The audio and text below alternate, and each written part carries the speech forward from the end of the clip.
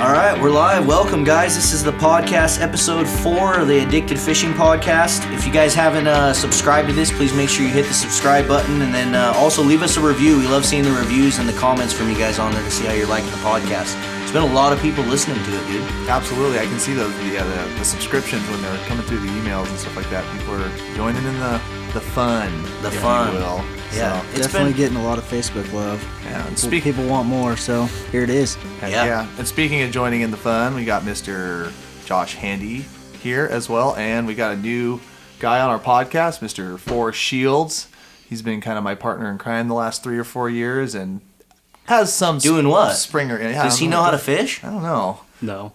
We were calling him Three Fish Forrest last Springer season because no matter what, if I caught 1 fish, he caught 3. If I caught 10 fish, he caught 3. Like Killed 3. Killed 3. Yeah, that's right. No, for sure. It's better than I did. Yeah. So if Cameron caught 4 fish, I caught 0. If Cameron caught 9 fish, I got 1. Yeah, I don't know about that, but either way, it was a fun year last year, and this year is going to definitely be doing this. So yeah, we're going to be talking a whole lot of springers here. So with springers, what's coming? What are they predicting? What do they predict on the runs for like the Columbia, the Willamette? Let's just talk about. Cows. Yeah, we get asked that a lot as far as the breakdown on the season, and so we'll start with that for sure. But what they're expecting back, I believe, over Bonneville is 160,000 fish. I think they're expecting somewhere around 220,000 fish to the main stem or past Astoria. So what's that mean for us? That's a run that's probably average. It's definitely not a run that it was up close to 400,000 like we were experiencing like in 2000, 2001. Some of those real strong runs when the spring run first really returned to the Columbia and we started fishing for them again. A lot of people think that, we've been fishing for springers for 50 years on the Columbia and stuff like that. But the reality is we've only been fishing them since the year 2000 again. There was some small, what was the minimal, lull in really seasons? Depressed runs? No, I mean, what did it stop in 1968? I don't know when it stopped, but in my tenure fishing, I can't remember fishing outside the Willamette, or excuse me, like the Channel bubble. They had a couple of bubble seasons that would go to like March 15th.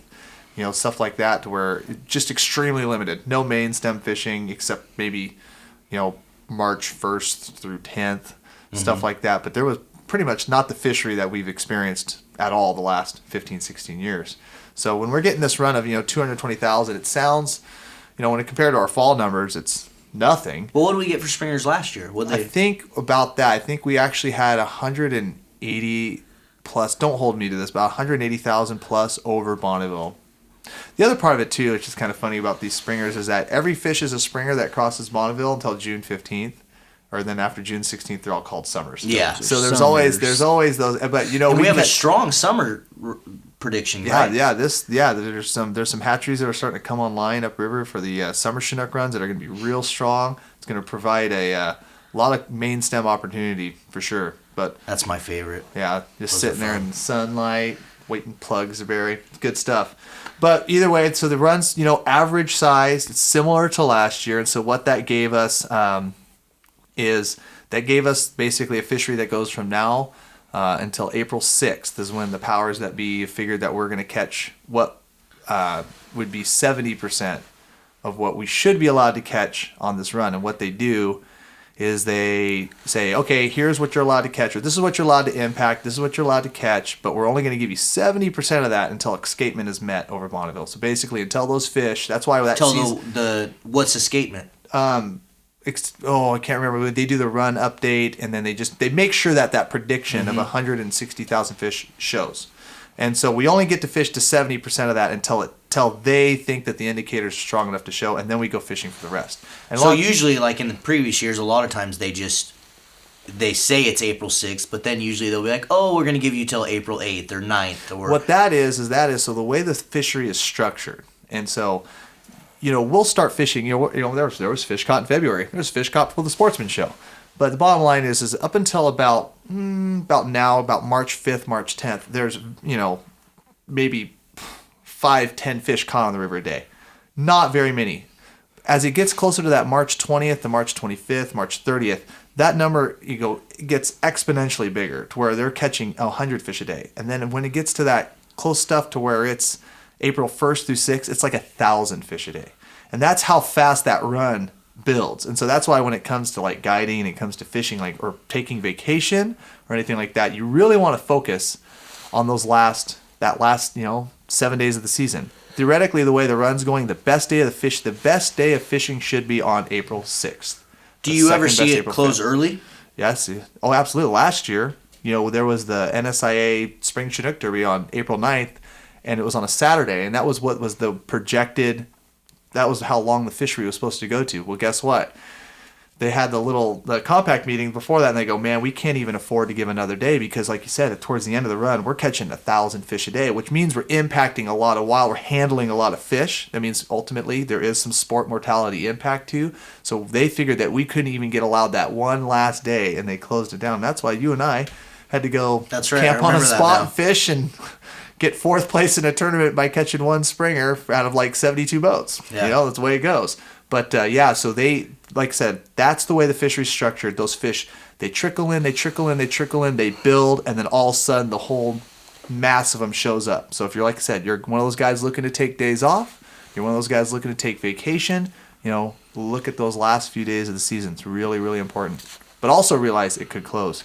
So if it does close, then what? What are we doing after that? Is there going to be more opportunity for fish or... Oh, for sure. But, after that main fishery closes, then the fishery kind of emphasis goes into the...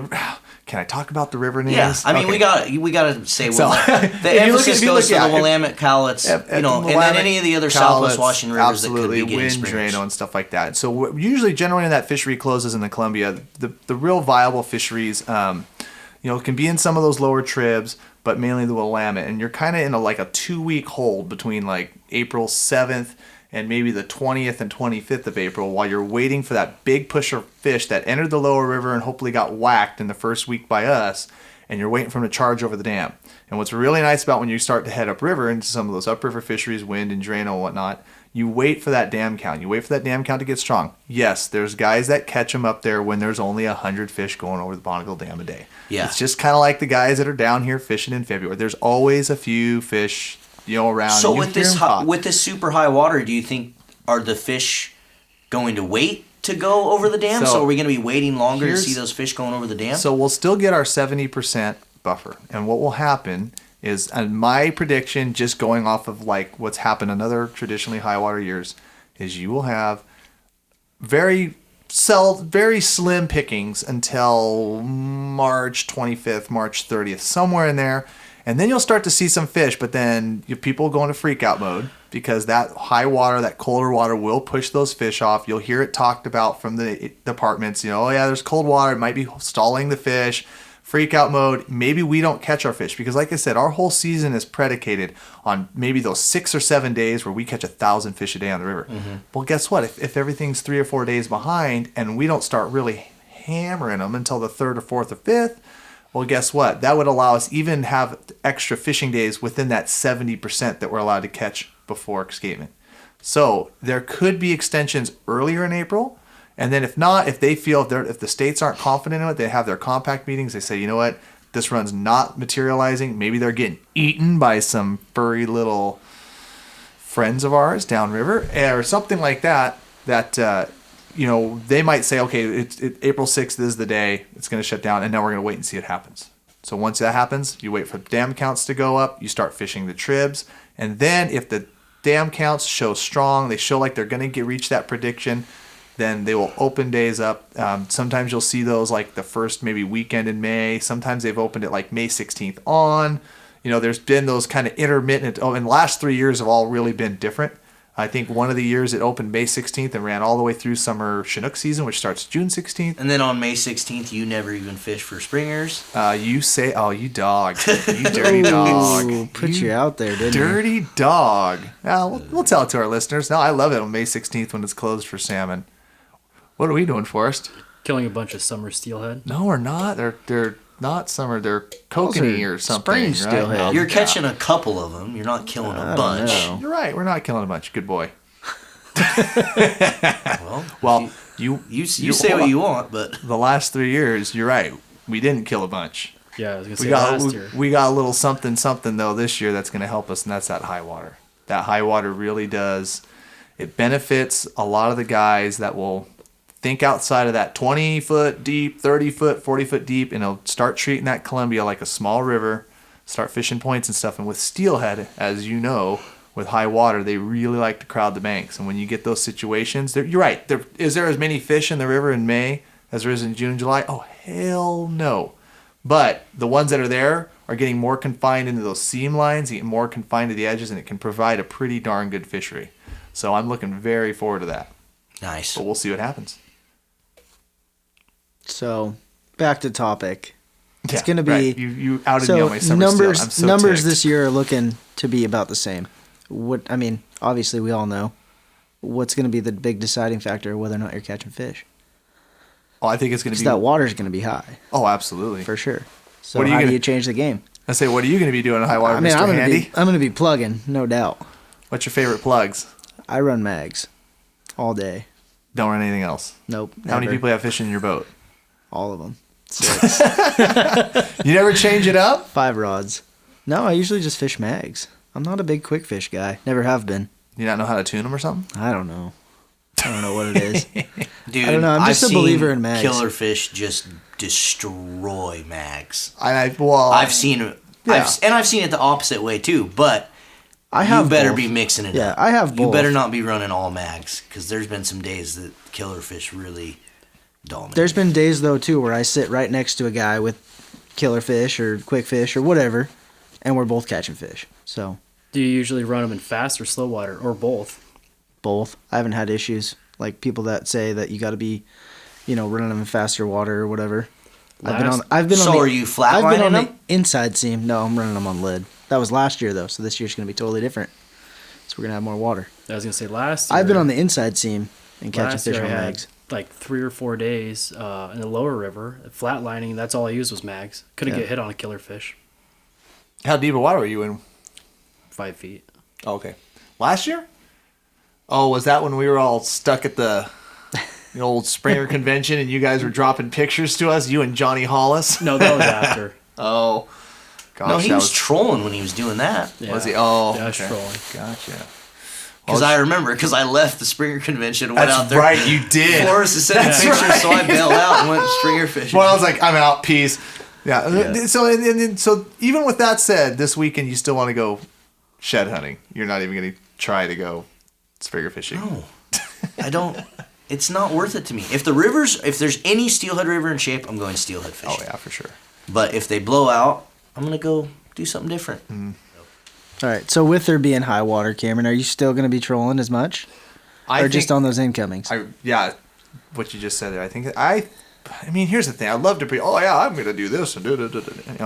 It's gonna change. I'm gonna be watching that Bonneville flow for sure. I'll be watching those Vancouver gauge heights. A lot of it is going to be depending on also where I'm fishing. If I'm down below the Willamette and the Willamette's puking some mud and that visibility's bad, I'll probably be anchored all the time. Like, you might not, depending on the river height, you might not be able to get through some slacks. But sometimes, on some years, on high water years, you're anchored up on that outgoing, but then that incoming comes and it slows that current down, and then those fish go on the bite. So. Yeah. I mean, go ahead. I was gonna say there's a couple times. I think it was like 5 years ago with you in high water. We anchored all day, incoming and everything, and incoming was actually the best on anchor. Oh, for sure. Yeah, you're gonna fish through those tides. Yeah, Because you still got rip, and the fish feel that current give up, and they're just shooting and biting. Yeah, they're moving for sure, and they'll still run those seam line stuff. Like so, like I said, it will really depend on the visibility on what the technique will be. Even in the higher water years, there's some areas up around just above like the I-5 bridge and stuff that turn into some pretty good anchor fisheries up there, where that I-5 area and 205 area and airport troll, all that can be really good troll still in high water. But it's going to really depend on that visibility. That visibility is a factor for me. And then also if I'm trolling with the tide and I'm ever going more than about 4 miles an hour, it's really hard to maintain the speed and really hard to maintain that correct roll. And not burn baits. And not be zipping by the fish at Mach 8 too, especially with that limited visibility. So that's going to, like I said, I've got the plugs ready What about, this season. do you ever run bait on anchor? Oh, absolutely. I'll bobber and bait on anchor all day long, especially if I'm fishing We'll talk a little bit about that because I don't think there's not going to be a lot some of people guys that do listening that don't do that and don't know what the heck you're even talking about. Gotcha. So the bobber wobbler that we were running, where the 3x3x3, that actually kind of came from the spring chinook fishing, and what we were doing there is we were fishing like behind wing dams. We were fishing a lot of inside seam lines. This was happening, 5-6 years ago in some of those high water years that we had. And you would sit there and you'd throw out that cut plug behind that bait or with the flasher even on anchor. And then that boat would swing a little bit into the slack water. And guess what? You're dragging bait in the dirt. And then you're coming up with grass. You're coming up with a clamshell. You're coming up with, your bait's getting beat up. It's not doing what it needs to be doing down there, and it's really hard to manage that. It's really hard to manage that when you're fishing 6 or 7 rods too. Mm-hmm. So we started putting floats. Now I'm talking floats, not spinning glows. Spinning glows will add, some vibration to your presentation too. So maybe that would help there too. I've also had some pretty wicked takedowns using spinning glows at floats when I'm using a herring and then brought up a perfectly untouched, unscathed herring. So I know for damn sure they're grabbing those big spinning glows. And back from my plunking days, they'll hit a giant spinning glow. They have, springers are biters. Mm-hmm. So I'll use those floats, and what that'll do is if that current backs off or that current swirls, it'll actually lift that bait up off the bottom, and as that current pushes on it, it'll sink that float back down and provide that tension and get that bait working again. And just that kind of ebb and flow of the current and that raising and lowering of the floats my baits, they don't get beat up. They're not grabbing crap off the bottom, and they're getting bit. So it's kind of like a little insurance policy that seems to work really well. I know Forrest likes to do that with the good old super baits. Yeah. He's a couple of days, you were calling me up, got the pink magic, freaking tearing them up, whatever that was. Yeah, I was using, sometimes I was taking a regular troll setup, anchoring up, and inside of a hot bite, and just like, I want to get my stuff out. So I'd just drop it down with the flasher, do like quarter crank off bottom, and it'd be game on. And see, if I remember that bar you're fishing on, that's a real steady current right there. Yep. Yeah, 20 feet-ish or so, 15 to... Yeah, it's like an 8. Yeah, because you got to have some good current to run that presentation. Yeah, and where he's at, which is right across from the launch that I really like, Marlin, that spot would be that. But like I said, this year we might be fishing up in the bushes. We might be fishing, behind wing dams, those slow spots where those fish are maybe a little more apt to bite or have a chance at our presentation. So it's going to be I think it's going to be completely different, than just grabbing, a few dozen herring, showing up to the ramp at 9 o'clock, not giving a rip what the tide is, and just going and trolling your heads off and catching fish. I think it's going to be a little more of got to do a little more pre-planning and watch those river flows. Yeah. A lot. And so you talked about, there will be a lot of plug fishing, and you talked a little bit about tuning plugs. How important is that going to be to, having success out there? Because I see a lot of guys that don't do any sort of, they just run them, don't even care. Pay attention. Everybody has that one plug. Everybody has that one. What else am I thinking of? The one wobbler. There's always those ones that tick, and sometimes people think it's the color, but I'll follow the presentation first and that movement first, and say, okay, there's a reason why that plug just got smashed 4 times and the other 3 of the boat never got hit. So the guys that if you guys don't know if you guys are out there listening, you don't know how to tune plugs, you don't know what to talk about. I know on Fishing Axe Northwest we've got some good tutorials and just we have a YouTube basics. video from TJ showing you exactly how to do it. Exactly. So go check those out and just play with them and there's some key points in there and watching. There's some key points that TJ talks about in there that demonstrate what a good plug is and what it's doing wrong and what it's doing right. Yeah. And so make sure that you at least start there. And once you start there and you got a good running plug, then you start with your bait wraps and then you start experimenting with scents and stuff like that. But So Josh, are you, no matter what, wrapping your plug? All the time, no matter what. I like to mix it up too, though. It's kind of funny. This is a funny story. So my dad he thought it'd be a great idea to bring a slightly smoked sardine on the boat. Jokingly, I wrapped a plug with it. Got a fish on it. Oh my god! Are you talking like the canned sardines? Did it? Yeah. Kipper snacks. Rebaited another rod. Got another fish on it. Oh man, I'm gonna go off on a tangent here. I don't know if it's just a fluke or not. We've been running tuna all day, and by the end of the day, people were mixing it in their tuna and whatever, But we were hitting fish on it. It's kind of weird. But was anybody else hitting them? There were still people catching fish. Still I people mean, catching fish, yeah. but it was helping your boat out, though. It was 2 years ago. I mean, that was a pretty good. We had a pretty good plug bite that year. I'm excited to run the new the Pro Gear fish nip. I want to see what that's all about. Oh yeah, Cody's stuff. Yeah. I do. I want to see if it's going to really make a difference. We'll find out. Back to that smoked stuff though. Fast story. Kokanee fishing with two buddies long time ago. I don't know, 5 or 6 years ago. I have a 2-rod Norseman. Neither one of them do. So they're fishing side rods and they're hammering them. I'm getting nothing on the back, and they're making fun of me. And I'm just got smoked oysters. Right? Guy pours over. He starts eating them. I'm like, wait, give me that oil. And so I put a bunch of that oil in the corn. I started putting it out the back of the boat, and I lit them on fire. And I was, like I said, I was with two buddies having a pretty good time, maybe enjoying an adult beverage or two. And I was back in the boat singing, oyster corn, oyster corn, oyster corn. It was smoked oyster juice, and it was freaking whacking fish. But anyways, no, and as far as wrapping your plugs, though? That's for me. I'm not going to put a plug out that's not wrapped. Unless I'm in the middle of getting plugs ready. For salmon, it's always wrapped. Yeah. Yeah. So why not? I mean, you're going to have that plug sit out there for, sometimes, 15, 20, 30 minutes. You might as well have a scent trail going. You might as well do that. And like I said, if you know how to properly wrap and tune a plug, there's no reason to ever put a plug out in a boat without a bait wrap. And we have just podcast people here. So, Cameron, what's the secret wrap? I mean, what are you putting? You're such... Yeah, about What's that. the Let's wrap? start with the basics. I mean, you got, obviously your sardine. You got your tuna. You got some mackerel. People will wrap with herring as well. What am I missing there, Forrest? Sand shrimp. Oh, sand shrimp. Did you say mackerel? I did. I think mackerel is the one prawn, nobody ever talks about. Washington coon shrimp. Yeah, a lot of people use those Washington work. coonies. Absolutely. Definitely. I'm straight up canned tuna. That's what I like. Canned tuna with a little bit of scent mixed in it or whatever. What scent? I can't talk Bloody about tuna. Shut up. What scent? Just bloody tuna. It's usually going to be straight up bloody tuna. Yeah, bloody. You can't. You go can't wrong beat with it that. for springers. What's nice too, that bloody I do tuna. like anise. Yeah, anise plus. Yep, you can take that bloody Forrest, tuna. you were using some anise last year, weren't you? In your Yeah, herring. That's a lot. right. A little bud. Yeah. I got to give you a lot of credit because I'll tell you what, he kind of locked into that little early bright blue herring anise bite, and I tell you what, like he would call me up, dude, I got 3 bites today, and this was early. I mean, this is early fishing. I got 3 bites today, and I got them all on blue anise herring, and I'd be like, okay, so I'd go out fishing the next Forrest. day. Okay, Forrest, blue anise herring. I'd put out like 4 rods the next day, and I'd put 1 blue anise herring out. Guess which one would get hit 2 or 3 times?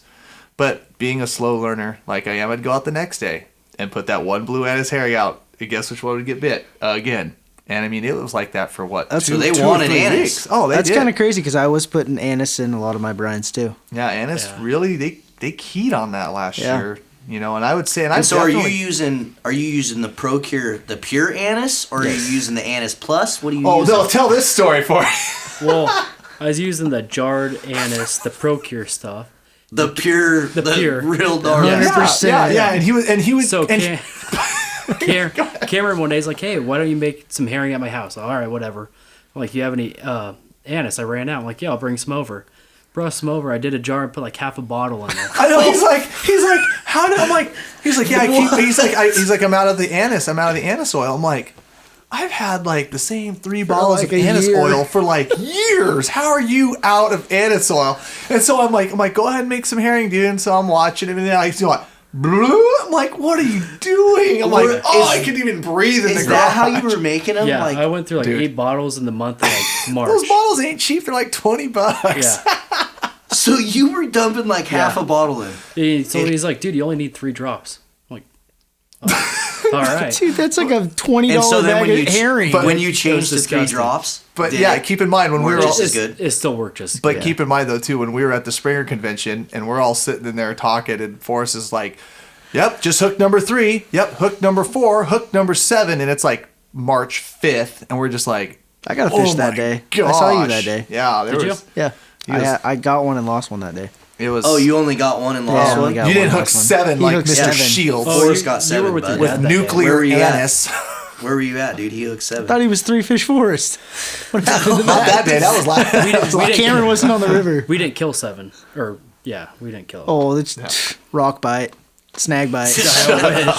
Hey, let's hear the story about you and Josh Cooper and Jason Hamlin. Oh yeah, you want to talk about springers being let's hear biters? it. So let's talk about this. 'Cause this NSIA story's derby epic. 2 years ago. I had myself, Josh Cooper, Jason Hamley, Rob, and Kelly Rickner from Fisherman's, and we had a tournament team out there. We start fishing, and we caught a couple fish. Things were going good, and then we had like one of these epic passes, and right out of the gate, Josh Cooper hooks a fish, and it railroaded him, buried the rod down, pinned the rod down, and broke on the hook set. Just a failure.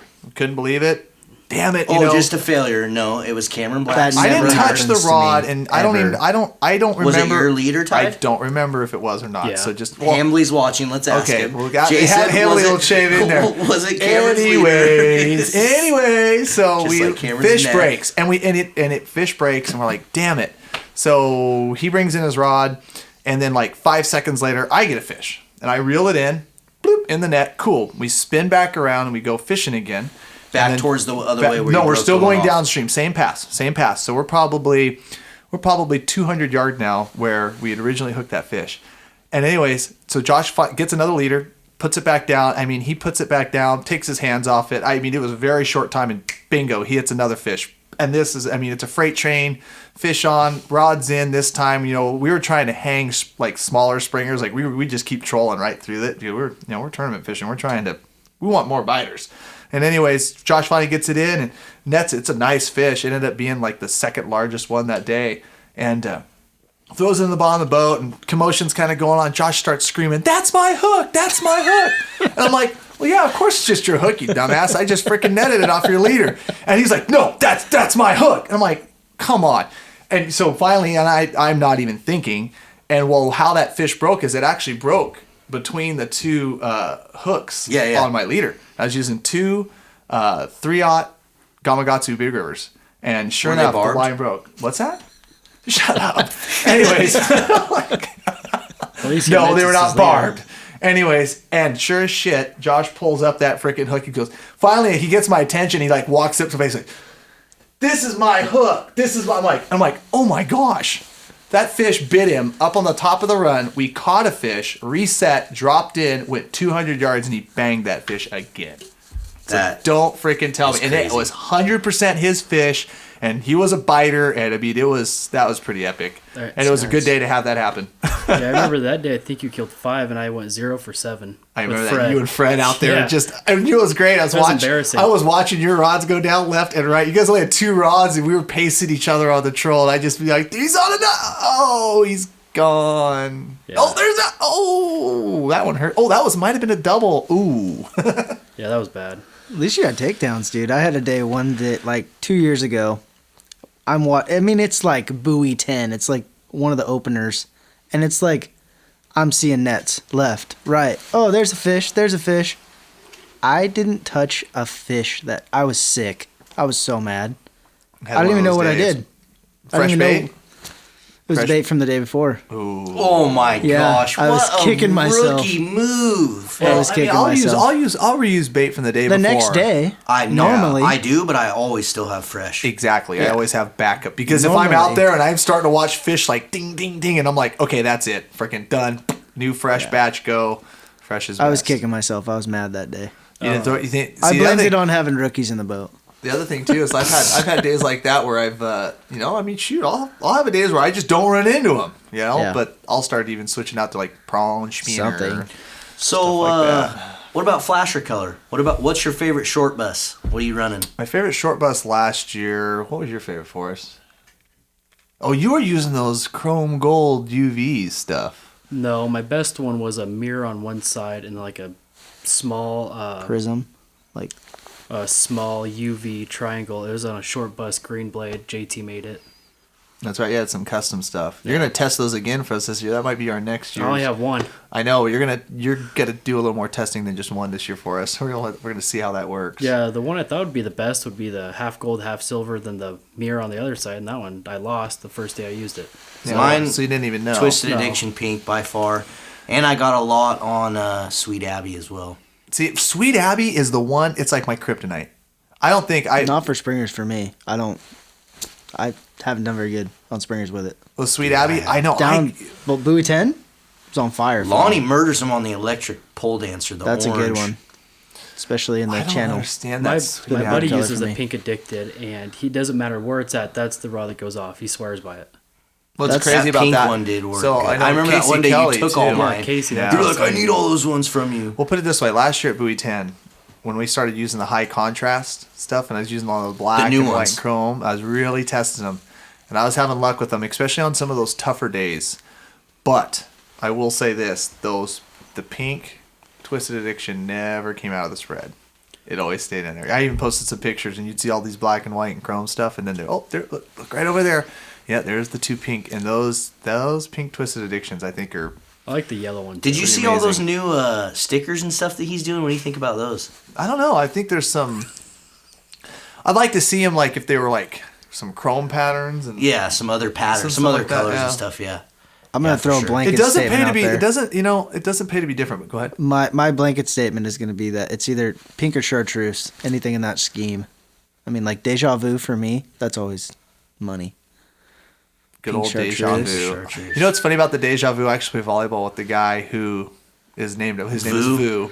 Yep. And it's funny Oh, thing yeah. when he first came out of that. Oh shoot, 6-7 years ago, I was still playing ball with him, and then I brought a flasher to one of the practices. I go, Vu, you gotta sign this, and I had a signature. I swear to God, I had Didn't a he signature. used to wear like Vu. all pink on the river, Yeah, he's like crazy. a full pink rain He's suit, driving school buses now and freaking wearing a pink suit? Yeah, I don't know if he's wearing the pink jumpsuit, but yeah, he's a good Forrest, dude. are He's a you good dude. using anything besides bait? Are you using spinners at all, or Just like Josh was talking about, I had a day last year where I bet I seen 30 springers hooked and I didn't get a single bite and got so irritated. I actually went to the Washington side where all there was bank people running them out in kayaks. And I stayed on the Oregon side, went up, trolled the spinner down, hooked one, and snapped it off. Lost it at the net. And then went up again, missed one, and then just bite kind of died. So Cameron already had killed like 4 that day. So like, whatever. I went to the Washington side and hooked like this 25-pound springer in front of all these bankies, snapped it off on 40-pound leader. The guy Why are you snapping off that? Yeah, many what are fish? you doing? What I is snapped that? off I'm like, two last okay, night. in that story Okay. right there, keep in mind the only Snapped fish I two broke fish. off was the one that freaking the Cooper story was 2 years ago. You had more breakoffs in 2 passes than I did the whole season. I had 2. No, I lost the one. this is the guy that also broke Fireline like every cast when all of us have been using Fireline for like That's terrible. all of us have been No, using we it are for not going to have so that discussion long. right now, Marlin. That stuff's terrible. Fireline's garbage. No, the You guys are just the guy terrible thumbed the fishermen. spool and just blew it up right at the boat. Oh, so you had clients then? Yeah. Just getting excited.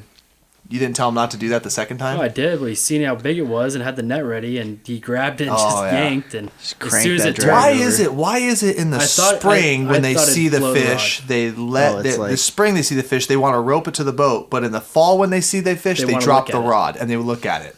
And then when you have that giant weight and that freaking super series, that fish goes bye-bye. yeah, I don't know. What And is then- it? When the springtime we're all bass fishermen are trying to rope them to the boat? I can guarantee one you. time- Anxious, everyone's anxious, so they get into the boat, and by One fall we're time- just like, eh. We're fishing in the Willamette, and the fish came in like really quick, like right to the boat.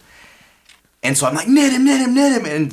And because I wanted him netted so bad, when the fish went to run, I thumbed it, and it was a nice fish, and he just snapped. I mean, as soon as I put my thumb on it, gone, broke You it. put a 50, I don't care if you're using 40-pound test. You put a 15, 20-pound hot springer that wants to go the other direction, something's going to give. Yeah. I mean, either the drag, the person's thumb, like see, you break rods, I break leaders. break rods. Didn't you break 3 last year? Oh, this fall. Oh, jeez. No, yeah, I broke a few this fall. It was pretty fun. But They all break. They all break. They all break. I had some pretty They crazy. all break when your client's high stick I was into gonna the say sky. I had some pretty crazy hook set in action. The best there. one was with the diver and hook set. That was the best. Do you use any diver? 3 years That ago. was 3 years ago. Yeah. Yeah. You use any diver and bait on anchor? Diver and bait? Oh, you're full of these great lovable. Little No, I do back like. trolling I'll on the use. Columbia.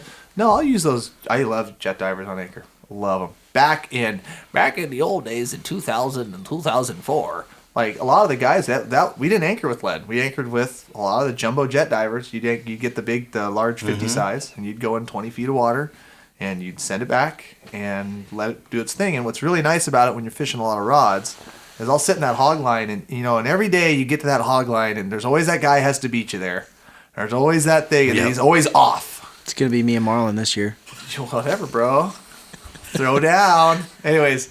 And, but what's nice about that is you can back bounce and walk them and stuff like that. But if you're using that jet dive and you're having them behind the boat and you got a little swing, maybe side to side of the boat, and it's going to move those plugs and have them kind of hunt down there a little bit. And then also you can just walk up to them and then just pop the drag. I can have a client, hey, let that one out, let them sit for a little while. Nothing happens. Push them back, push every single one of them back 10 or 15 on the counter. Push them back, and just you're trying those new spots and have that client or have that person remember where that number is. He gets bit right back there. So yeah, same line spot. counter reel isn't. Line you counter. gotta have a line counter. Akuma Low Pro. Those counters are great. There you go. Yeah, I love those reels. I mean, I have 8 of them now. Yeah, I've got a collection. They're good stuff. But yeah, so those jumbo jets really do. They really, really do well, and they'll fish well in 5 feet. They'll fish well in 30 feet. So I mean, right up Springer's alley. Yeah. Why do you think so many people got away from using them? Doesn't seem like very many people do it anymore. Lead's easy, but I mean, shoot, some days. I mean, I remember a couple days, summer Chinook and stuff like that, and some of the hog lines on the Columbia. I mean, I'll push jet divers back, 150, 200 feet. The other good thing about that though too is if you hook a fish way back, like so let's say things are hopping in the hog line, things are going on, and you're getting bit. If you have your lines pushed back a little further than everybody else, if you hook up, it's great because your fish is already clear from that, and you're not going to be dragging. If you have like some dough ball neighbors who don't want to bring in their stuff or try to tangle you, your fish is already back, and so by the time you let off anchor, you can go chase that fish. But the guy next to you hooks up, you better be doing some business getting those lines cleared back into your boat and making sure you stay off that guy's fish. So it's a little bit of a challenge. So be careful doing it. Yeah. But it does pay. It kind of depends on your neighbors. I say that's why I don't like using them. It's just because how much drag they have. But that's about it. But they are helpful, like you said, you back it up 10, 15 feet at a time. And you can have clients, like if you know how to back bounce them, you can do it with a piece of lead, especially if you got some current. Especially if you have enough current that you're using the jumbo jet divers. Just sounds like you can dial it in pretty good. You can dial it in. And, whether, when you look at these. I never see anyone using them. No. No, I will not go anchor fishing like Columbia without them, period. Huh. Especially for summer. Especially like this year, when we were talking about summers earlier, hopefully we'll have a good high water and May and June and then into July because that summer Chinook fishery I think really excels when we get a lot of runoff. And I think the more the merrier. I think they really help in rocks too versus lead. Oh yeah, for sure. You save your money in lead, and I think it also when it skips off bottom and works better. I just think the fish have a lot better chance. Well, if you think about the way the jet diver's working out, it's only going to pull when there's current. And what are those fish doing when they're down there hopping up over little ridges and stuff? They're always seeking those seam lines in those grooves. Mm-hmm. And so I think they also kind of work to your benefit where they get down there and they hunt for you. They move that plug around. So there's, and then there's times the boat next to me just whacks them on lead, and I just sit there and go, what the hell? So I mean, why don't you just put lead on? I do. I'm a whore. I'll do that like that. He caught a fish on lead. I'm going to lead. I'm giving up on everything I know right now. Over. Way it goes. So let's take it back to trolling real quick. Are you guys kind of just continue to troll with it, wait for the bite, wait for it to bury, and then grab it? Or are you? I'm a motor guy. I'm a motor setter. I've never understood that. I'm surprised to hear that from you, Mr. I'm a big time motor setter. So what? You're either gonna be like the superhero, or you're gonna be a massive loser. Well, you're gonna be that. Yeah. You're gonna be on that even if you grab the rod and set the hook. So I don't let anyone touch it. I try not to let them touch it, and then I just bury it with the motor. I got my opinion on motors. I don't know. I love it. I love it. It's. Why not? Why wouldn't you like to do it? So you're trolling. Let's say you're trolling at a pace, and then you motor throttle it. Really, how fast do you think you're really picking up that rod? Not that much. You're not. I think you're just giving just letting the rod do its work. Okay, so why don't you just reach over and start cranking on it? Some people do. Okay. Nah. Why don't you pick it up and just pull it through the water? Nah. I think you're doing the same damn thing. Motor. Too much user error. Yeah, there's too many beginners. Too many factors. Okay, that's a good way to think about it. I mean, but you're just slowly pulling that rod the opposite direction. When the fish grabs it, and starts to grab it, and then as soon as he turns downriver, when you accelerate, when that fish is turned downriver, I think it's sinking. I think it's set in the hook. See, I think if the fish is already turned downriver, the rod's already going to be loaded, and you're beyond it. Oh, it's loaded, but you got to make sure. What? Just insurance policy. No, and I mean, I do it too, especially on those like slow biters that just kind of like want to swim with it. You know, and you're right. That's a good point. The user error, the human element. Oh, I bet you $50 right now. My dad botches the first takedown of the season. Dude, I can do the same bet.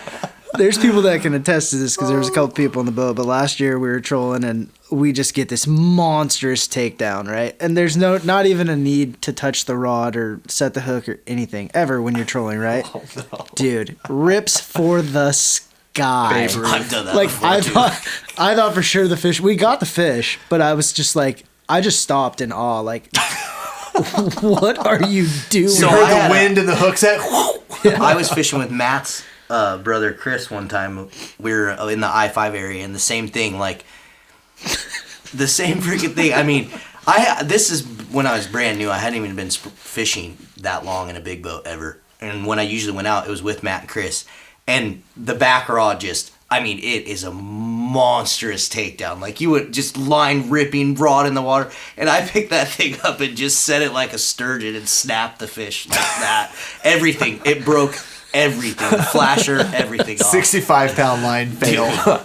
It was Goodbye. Chris didn't invite me springer fishing for a long time after that. Probably the rest of the season. Yeah. I don't know. There's just something about motor setting too, though, that just it feels good. When that rod loads, when you're the guy to do it. It's just freaking getting throttled. I like hearing my clicker go off too. Oh, clickers are terrible. What? They're annoying. Your dad's a clicker fan. I know. Dude, they're awesome in the takedown, And I but make them then leave 'em off. when you pick up the damn rod, turn your clicker off. Those guys that sit there I hate that. and remember, crank with the clicker on. I get so freaking And don't annoyed. forget that when the clicker's on, it provides so more much harder to resistance to reel your. So much. It's harder to reel in, so you got to take the clicker off, so it's easier to reel in. Oh god. One thing I like about setting the hook with the motor is it seems like you get more doubles. I think the rest of your rods just get a different action, and if there's a fish, Rises them up a it little usually bit. seems like something will grab it. I've noticed a lot of doubles that I've seen and have had was doing motor hook sets. You know what? That's a very good. It's a valid point. That's a very valid point, because now that I think about it, the doubles that I've had were probably slower biters, and then you're letting those other baits hang down there, and the fish is getting feisty with all the other ones. Yeah, and it never fails. You're looking at that rod, then somebody's like, "Oh, I got him." It's like, what? Wait, where? huh? Where? Yeah. You know, it's the guy up there when you're looking at this rod. Well, shoot, look at super bait season doing that stuff in the fall. Oh, man. Yeah, all day. Yeah. Oh my gosh. But the biggest thing is I'm impatient. I'm not gonna sit there and wait for that bite. Once it's like looks solid and you're gonna take the chance, just get him. Get them loaded. So I hate waiting. you said you probably won't do much trolling this year unless it's on an incoming tide. So how fast are you trying to go? Well, I mean, ideally, I'd like to, when I'm going downstream and I'm pacing the current, I'd like to try to stay 3.2. But guess what? That is going to really change on where you're trolling, even at, pass to pass to pass. You take an inside bend. Sometimes you might just be kind of pacing down the river at 2.6. Keep in mind, this is. Do you ever try to slow yourself down, reverse? Yes, and it's a little more difficult to do. And the other thing is too is when you're doing that, you got to really feel. You need to have some depth to the water. I won't be even trying that. So. Yeah, we were doing it a lot Last at Buoy year. 10 this year in the big tides, because you'll notice that when you drop your line down, you'll feel it, like you'll go down like 10, 15 feet, and all of a sudden it'll really start to get heavy. Well, that's you either have a lot more top current pushing you faster than that undercurrent, and then you need to kind of gauge what that pace is on that rod to know that how your spinner's acting, and then make sure you also have enough weight to stay down. So like I said, last year in Buoy 10, those big tides, we were doing that and finding success with it, but it's tough. And it takes a lot of feel, and it takes a lot of coordination if you're hanging 6 rods. Well, even last year, springer fishing, like that one fish I got in 59 feet of water. Yeah. I'm using 16 ounces of lead in neutral going down river trolling. Yeah, that was in the middle of the channel. He called me up. He's like, I just knocked one in 60 feet. He's like, I tapped the bottom and I put it in the rod holder and got him. It was buried. Is that trolling or hovering at that point? trolling. Well, you It's started You're trolling, but once your neutral. line angle's too much and you're not hitting bottom, just kick it neutral, and once it gets good, just kind of. I definitely do that a little bit. Yeah. I kick it neutral, but I never go reverse. The thing is last year you didn't have to do that much. No, last year was But about this year as I think we're cake gonna as have to. trolling. Yeah. Well, yeah, I mean, it's just going to depend. But that 2.3 3.2, 3.5, all that speed stuff is really, it's all relative to your bait, because that's not a paddle in the back of my boat. That's speed over land. Yeah. You know, so that's GPS speeds. Once I start seeing it crawling up in that 3.5, 4, I'm kind of like, okay, I need to do something to slow it down. So that's what I kind of look for. You know, a lot of people, like, depending on if they have paddles, that they're actually monitoring their speed that's actually going over the top of the water. Keep in mind, even that's not a cure-all. Not 100%, because it's not what's going on with your bait. That's what's always, you know, it doesn't matter how fast you go. It doesn't matter which direction you go. It matters what your bait is doing more than anything else. Here's another one, too. Are you guys lead draggers, or are you a couple cranks off the bottom? I like to drag. Like in the dirt drag. That's what Chris and Matt do too. They just it does depend on the area I'm fishing. How long is their dropper? It's those metal wire ones, just like 12 inches. Oh, okay. It does depend on the area I'm fishing. If it's really humpy, I'm definitely dragging, because I want to hit those humps and drag. And then as soon as it drops off, dropper doesn't mean anything without good line angle. Yeah. Without sharper line angle. Yeah. Because I mean, if you're running a pretty flat line angle way behind the boat, they freaking just dredge them. Yeah. I mean, the springers are bellies in the dirt. Yeah. For whatever reason, they are bellies in the sand most of the time. We caught quite a few fish last year in that 40 feet of water. You know, a couple cranks. Actually, my bow rods. Like I was 5 running cranks a couple cranks off. Well, one of my buddies is a long dropper and 2 to 3 cranks off the bottom. And I notice if he's catching fish and I'm not, I'll start lifting him off the bottom. Yeah.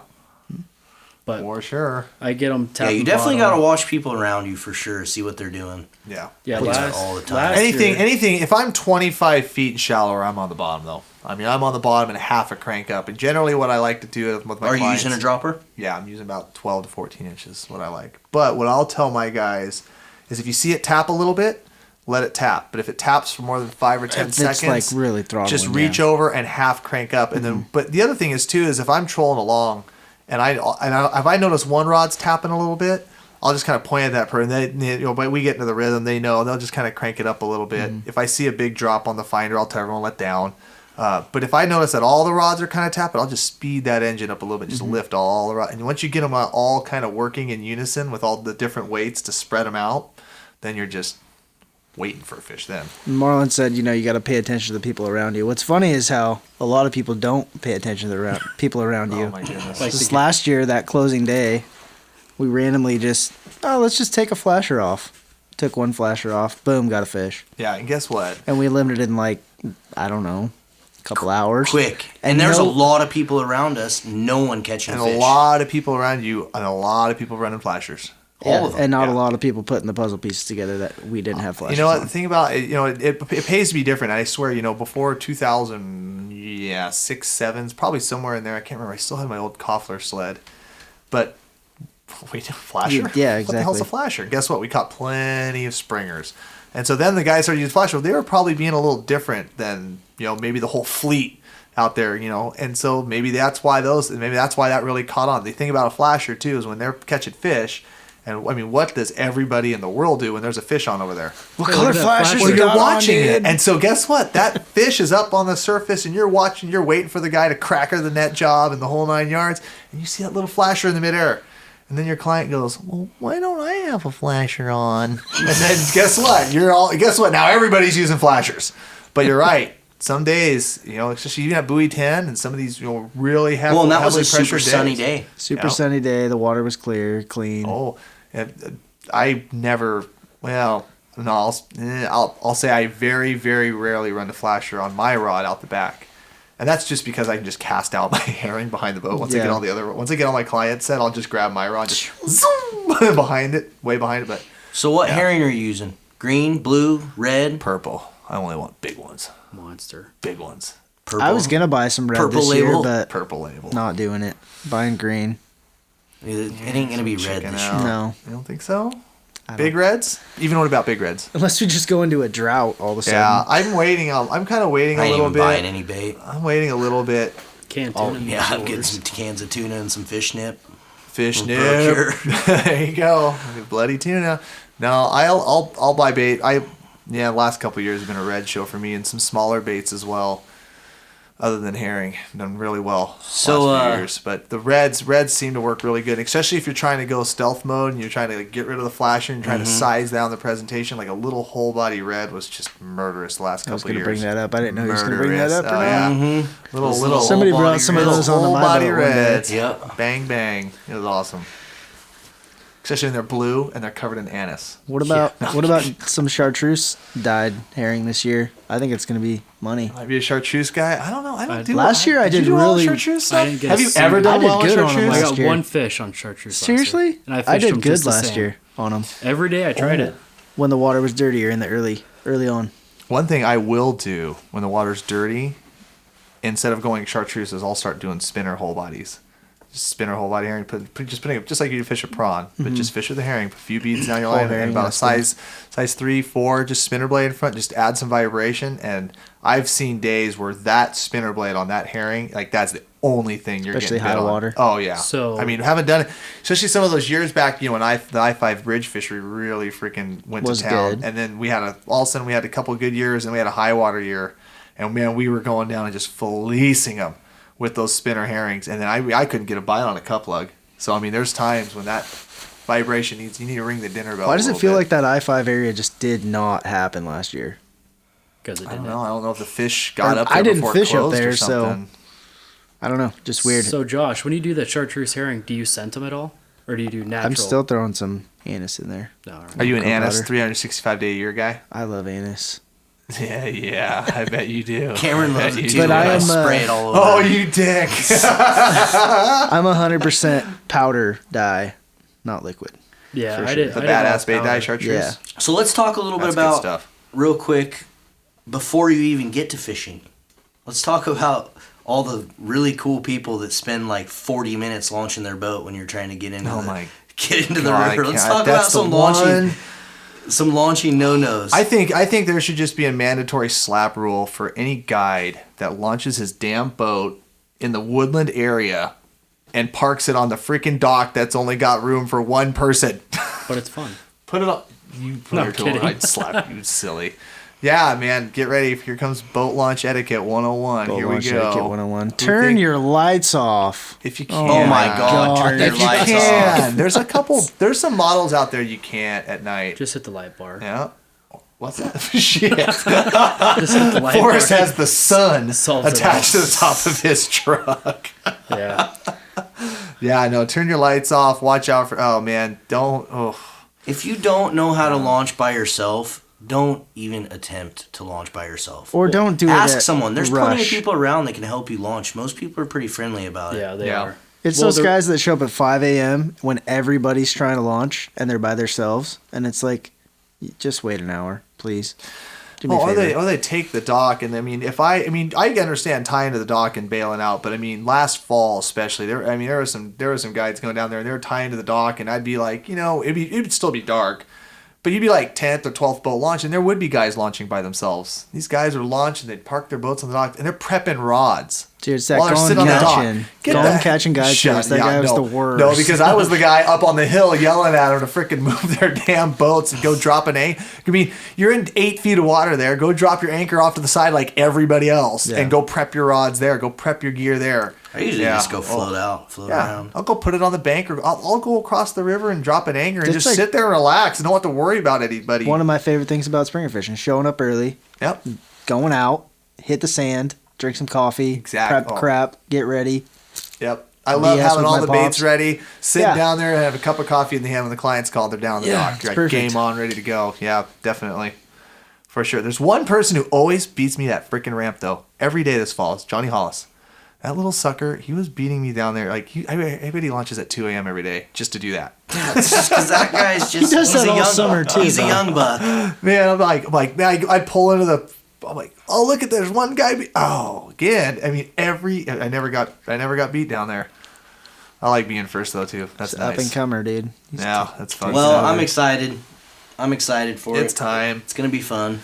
Even I'm though I excited. got What do 7 we got? steelhead today, it's still time. So We got like 2 big weekends of steelhead and then yeah, full kinda. springer action. So real quick on your trolling, when you're doing spinners or super baits, do you troll them faster than your herring?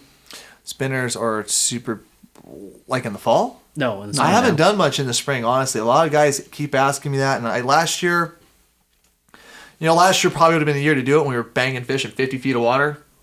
But I just don't have the confidence in it. Now, at Wind and Drano, that's all I ran last year. I just went up there and I said, you know what? All I'm going to do is do this. And for some of the guys that I know who do extremely well, I'm not one of those guys. I don't crush it at Drano or Wind. I get mine, but I don't go up there and just. But those guys that do, I talk to them, and the Pro Trolls and the super bait set, just like we run in the fall, was hanging in there with them, and they didn't have that stellar of a year up there until way later. By the time I'm already gone and on to some other Springer fisheries, but it was kind of hanging in there, so it was doing well. But I would troll them fast. Yeah, with supers. Yeah, I would troll them faster, absolutely. And that's why it's also kind of tough. Like some guys are asking, well, oh yeah, I throw one out the back, and it's like, well, you got to kind of pace that up a little bit if you're going to run everything at once. That's the thing. Or heavy lead everything. But I don't know if that this year in the high water that might be a tough sell. I don't think you're going to be zipping by fish for springers. Yeah. I'm just not a believer. From day one when we started using them in the fall, and everybody's like, "Oh, this is gonna kill springers." Nah, triangle flasher herring. Well, I was talking about the triangles. I was talking about a triangle, but with the super bait or spinner behind it, not a 360 flasher. Oh no, I'll pace the spinner. I'll pace just a straight spinner, the same as my herring. Yep. How about a super bait though? Same thing. Let's talk about that too. What's the water temp you're looking for when you're gonna go to hardware? I'll go to hardware day one. Like, I'll go to prawns day one. Like, there's a lot of guys, oh yeah, don't bite a prawn until it's 50 degrees. Bullshit.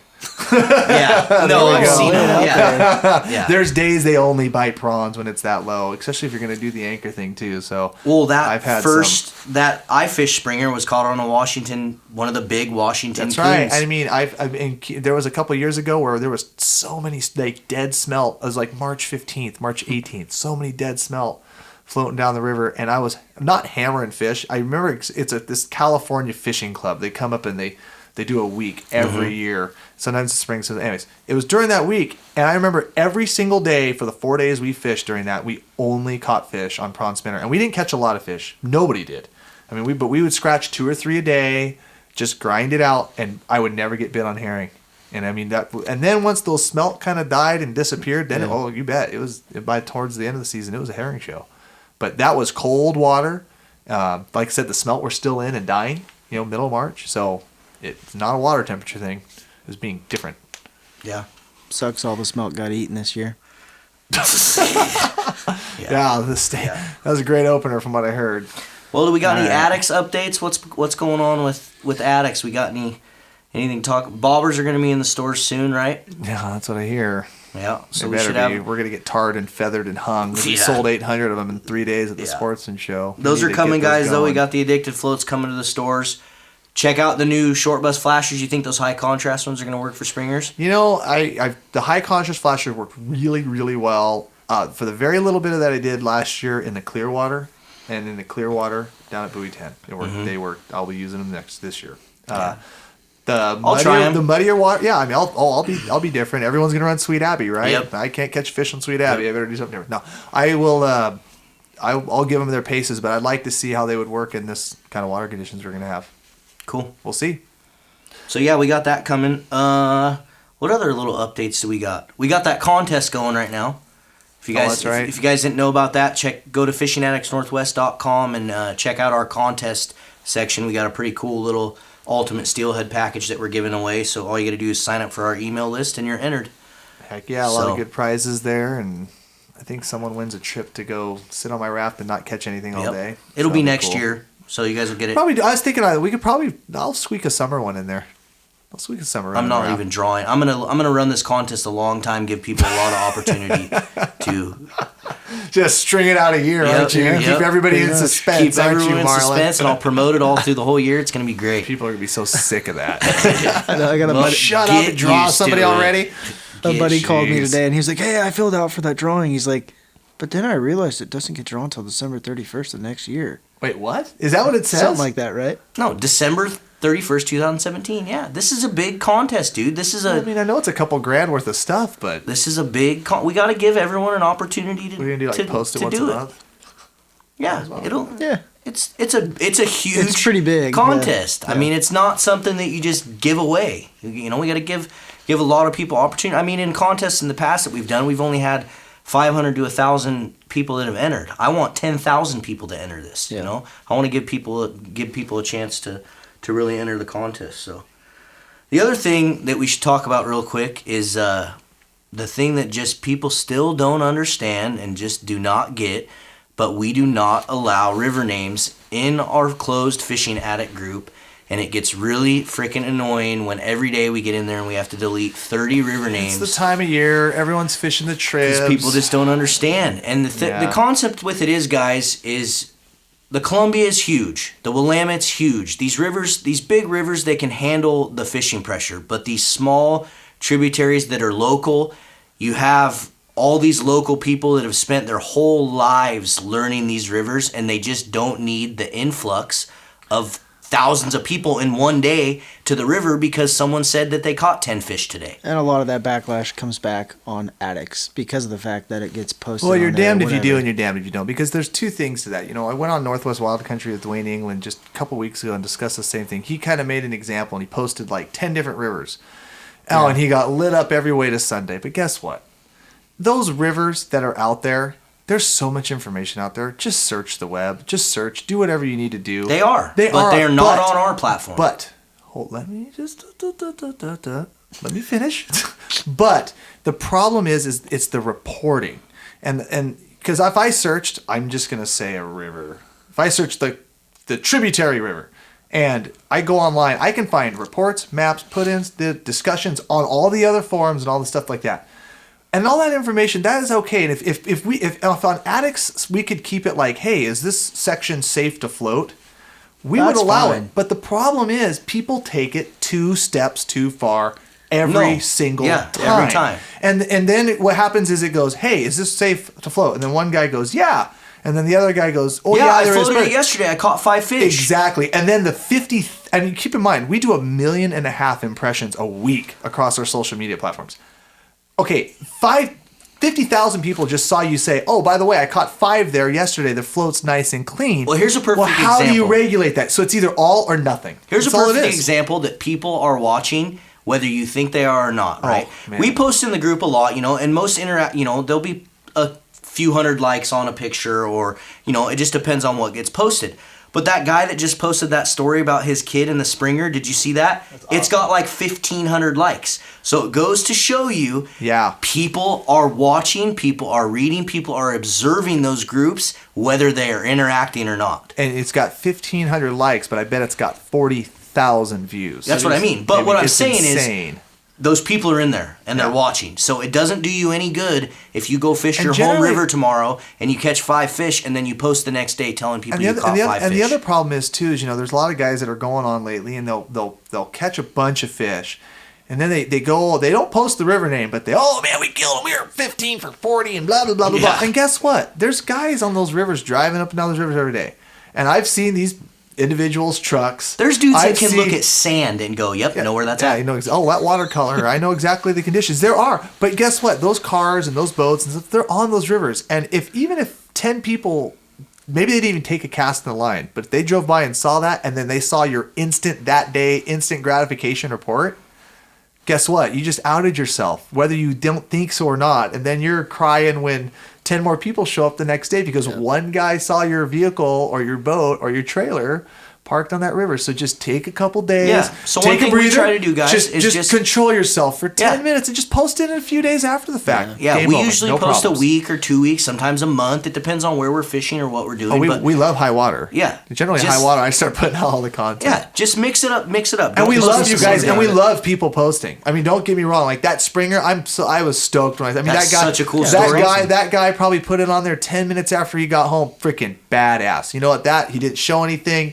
That's a big, nice Springer, dude. We're not saying don't post your pictures, because guess what? Even I fish every day for a living. Guess what? I still like seeing those pictures, seeing those stories, seeing those reports. Yeah. So And don't for do all it. you guys out there listening- just have a little bit of gumption about Yeah, it. just be smart. Yeah. And for everyone out there listening that doesn't know what we're talking about, we have a closed Facebook group. If you just search Fishing Addicts NW on Facebook, you can join our closed Facebook group. And it's basically just an open forum discussion. You can ask questions. We really try to promote the education portion of things. We really like to help people on that aspect, but we don't necessarily send you to the hole to fish, because it's better to just go out and learn on your own. Trust me, it's going to make you a lot better angler. That's in the other thing future. the report thing does. Although the reports bring in the report chasers, the good fishermen and the guys that are into it and the guys that are into the know, they kind of know what's going on. And so like when we see one of those blast reports where it's, oh, we caught 30 fish. I mean, I know right where the heck they were at today. But when you do the report thing and you name the river, you tend to bring the